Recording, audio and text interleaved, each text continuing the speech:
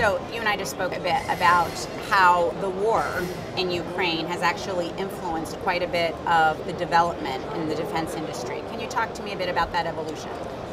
Indeed, unfortunately, a situation that happened in 2014 and a situation of aggression we faced from our neighbor country, we were forced to invest and to invest people and workforce and activity into new developments in the military sphere, because most of our products were quite outdated and our military was not ready to counteract very equipped and powerful army. And at the same time, we had to find growth points for defense industry, to find methods, solutions, technologies and products where we can at first provide to our military and second provide to the world community, and sell it, to work with partners and to bring currency to Ukraine and develop our own technology and our own military industry further. So it was a matter of ensuring you had the equipment you needed, but also had the revenue flowing in to develop it and expand, I suppose. Because without capital investments for 23 years in capital assets of our factories, we had to find a solution how to invest and how to modernize the facilities and how to bring up with new ideas and with new equipment in order to catch up with world space and major trends in military industry. Sure, and I know, needless to say, the situation that Ukraine was in required very specific defense systems. How were those being served by international allies, or did the internal development, was it required to suit the needs of the country? Of course, the hybrid warfare is very specific, and I believe our military was not ready for such kind of warfare. And this raised many questions: how to find the weapon locating radars, and how to counteract the intensive UAV activity, how to get the oversight and situational awareness, how to understand what is going on behind the front line. And speaking about the allies, of course, we feel the support of our allies. At the same time, the bureaucracy takes some time. And when you have people dying every day in the front line, so we had to come up with solutions quickly and effectively in order to provide them with turnkey solutions to face the challenges they're facing.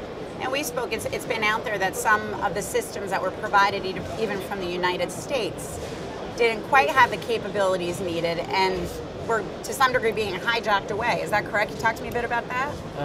Of course, we're happy with any kind of support, but at the same time, under the reports of our military guys, some of the equipment they have been using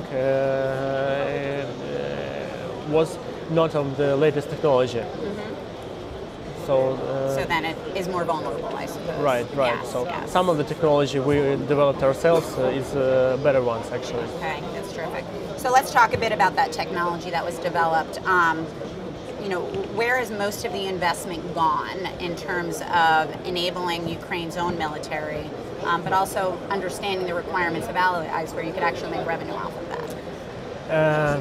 As of now, we started off with UAVs. So my company specifically, we focused on that, and our goal was to find a solution of cost-effective UAV, which will be 1/3 of the price of Western analogs, conventional ones, and will perform same tasks and same missions as Western ones.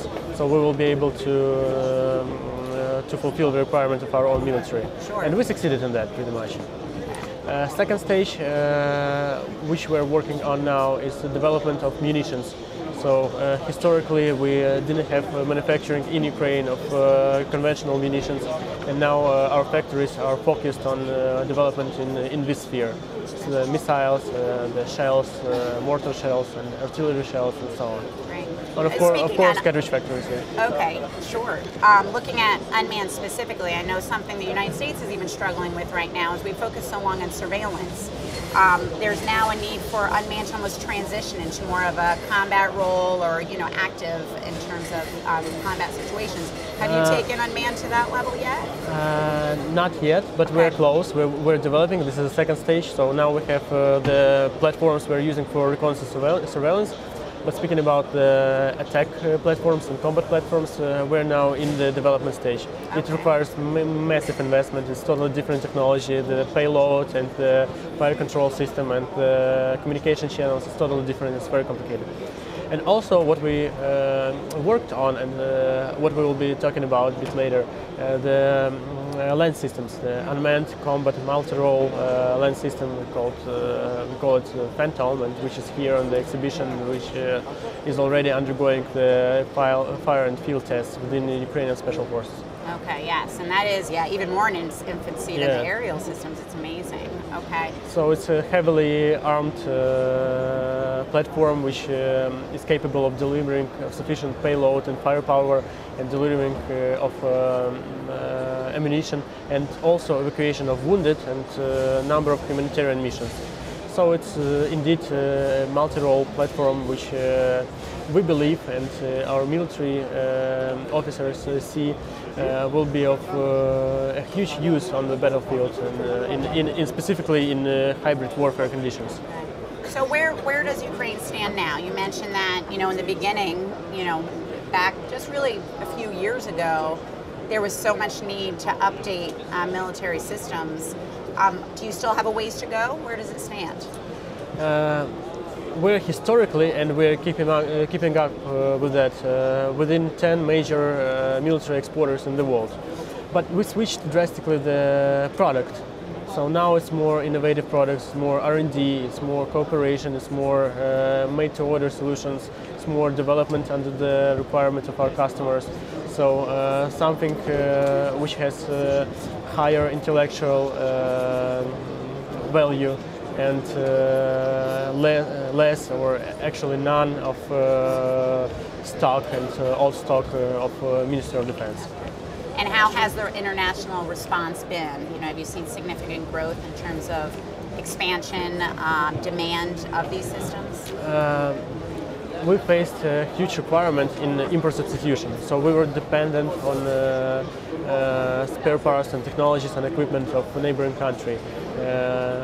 Of course, we stopped military technical cooperation back in 2014 with that country, so we had to immediately replace all of that equipment and spares with either local one, indigenously produced, or Western types. So this is something we're in process now, and all of our factories is very much into this kind of work. And immediate result we can see already.